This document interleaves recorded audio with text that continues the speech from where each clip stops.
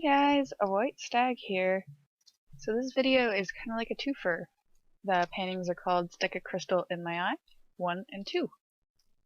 So if you're unfamiliar with my process, I get asked a lot what I use. I use Surreal transfer paper to get my sketches there, because you'll see in some videos where like the line art just magically appears on whatever background I was just painting.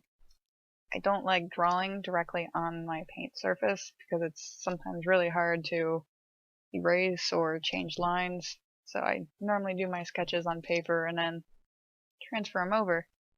And I use the transfer paper. I use a wax-free one so I can erase or wipe it off with water, and it works really well.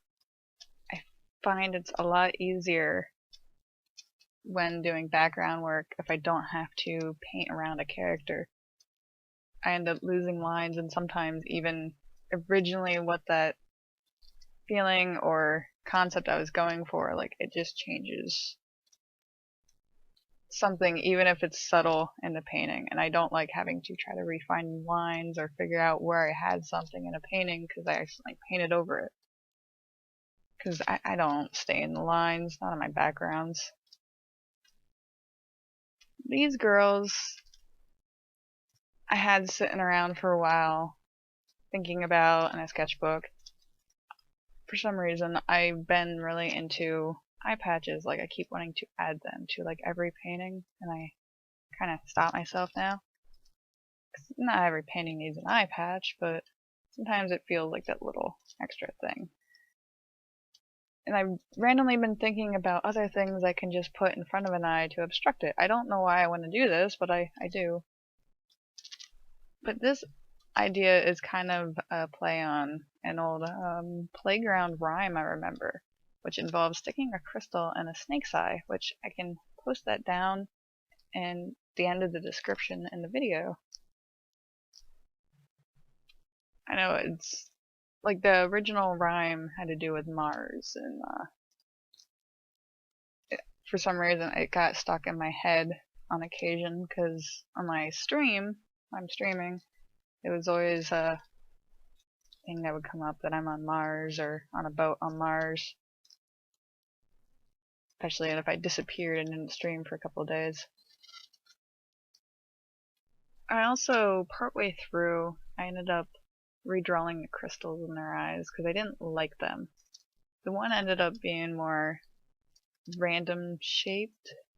The other one looked more like a cut gem, which for some reason I couldn't find good references. Like I wanted to look around at different gemstones, and I don't know if I just didn't know the right search terms, because I wanted to see what an actual cut gem looked like, and all I was seeing was just really small jewelry. Obviously I suck at search terms, so I just kind of had to wing it a little bit. My first gems just sucked. I did not like the way they turned out, and I ended up liking these better when I started thinking about it more of just lines, just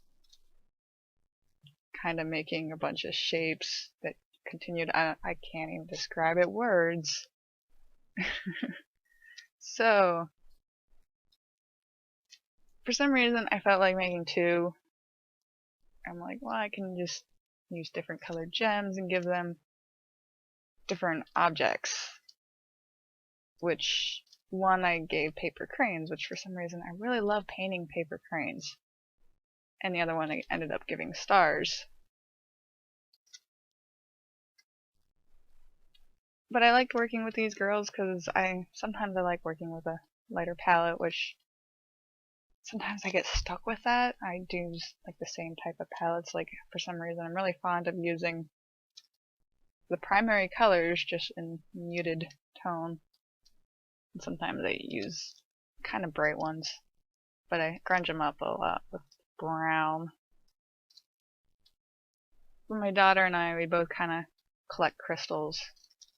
I like seeing that prismatic effect where sometimes like another color is showing from one of the sides. I think that's just really cool. So I wanted to kind of capture that a little bit. So I have some random other colors in there. Like even though the majority of the one crystal is blue and the other one's yellow, I threw in some pink or purple or something in there. But these paintings are 8 by 10 on canvas, painted with acrylics. You can find them in my Etsy shop.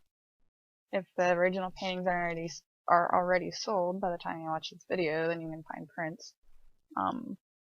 Well, thank you guys for watching. If you like what you see, subscribe, because I do post more painting videos and I have ideas for lots of other videos in the future.